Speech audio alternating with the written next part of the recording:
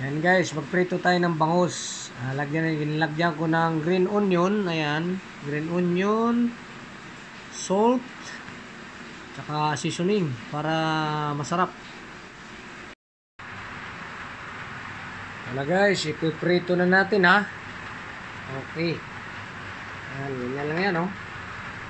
Hop. Ayan.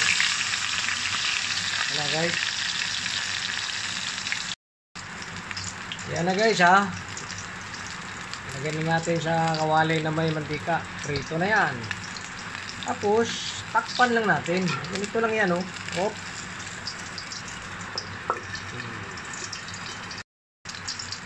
Yan guys, di na binabaliktad yan, tatakpan lang dahil mayroong kaliskis yan eh. Oh, ayan oh, takpan ko lang at antay lang natin na maluto. Parang ano lang, parang ini-steam lang natin.